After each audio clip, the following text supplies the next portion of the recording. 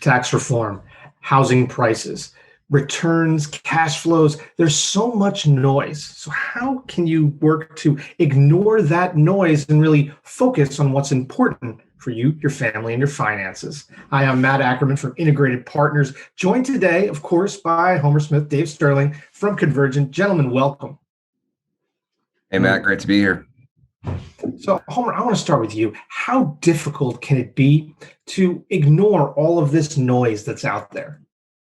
And unfortunately, it's extremely difficult. Over the last 100 years or so, tons of studies have been done on the brain and how it works and how it reacts to things. And smart companies and smart marketers have figured out, what things pull us in and hook us in. And if you look at social media and the likes and how our brains fire off endorphins from all of that, and notifications that ping you all the time, and that desire to go check what that is, it's making it more and more difficult to really quiet that noise, which is really what we try to do with our clients, and help them focus on what's most important: the signal, their values, their families, their goals.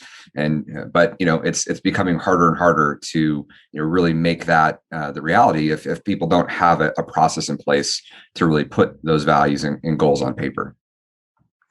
Dave, what do you think? It can be tough, especially when you've got, your account balances dinging in your cell phone every couple of minutes. What do you think?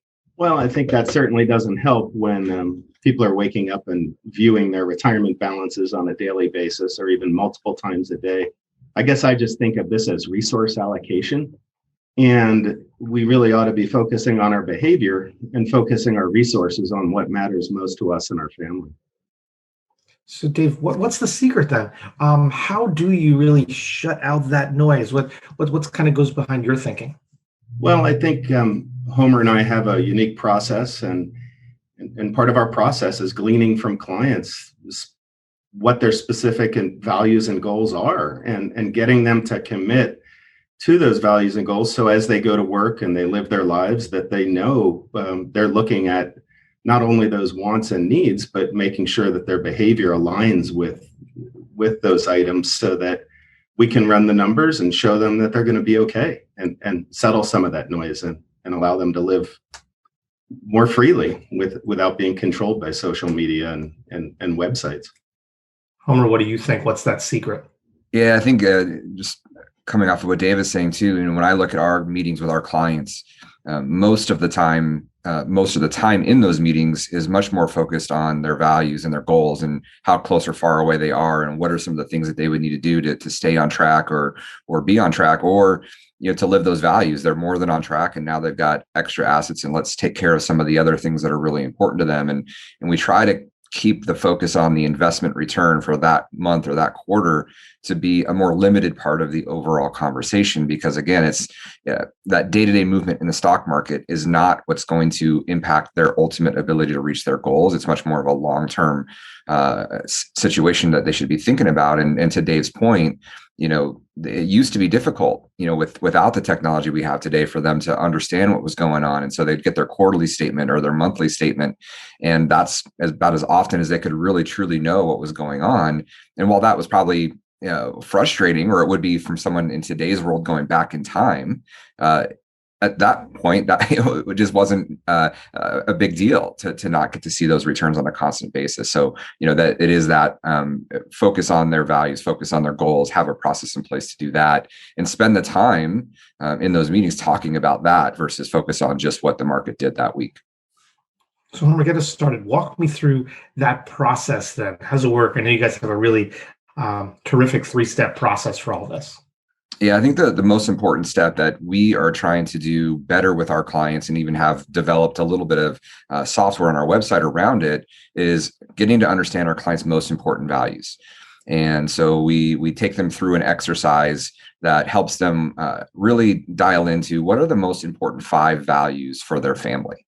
And why that's important is we know that those values drive their decision making, whether it's consciously or subconsciously. We know that that's a really critical component to understand the hows and whys of the decisions they make. The next step is to really then help them develop the goals that are aligned with those values. So if they tell us, hey, family is a really important value to me, but then they also talk about how if they're, building a business or building their career, that they want to double, triple the business, and helping them understand, okay, is this aligned? How important is the growth of your business, or how much growth do you need to where you can still have that value of spending time with the family? And then finally, it's then aligning the behavior. So what are those key steps and key behaviors you need to do in order to achieve those goals that are also aligned with those values? And so that combination, we call it the alignment model. Dave, how do you get them to really align with this alignment model? Well, I think it starts with ownership, and most of us are just not aware of our values to what Homer was just speaking to. So the fact that we write them down and document them, so that at every meeting, that's essentially the construct for effective decision making and strategy development. That the client's wishes, their goals, and their values are driving the financial planning process, instead of the numbers driving and dictating to the family how they should be living. Excellent. So, Homer, last question then. What's a good first step? What if I am a client or a prospect, if I'm kind of bombarded by all the noise right now, what's a good first step so I can focus on the signal?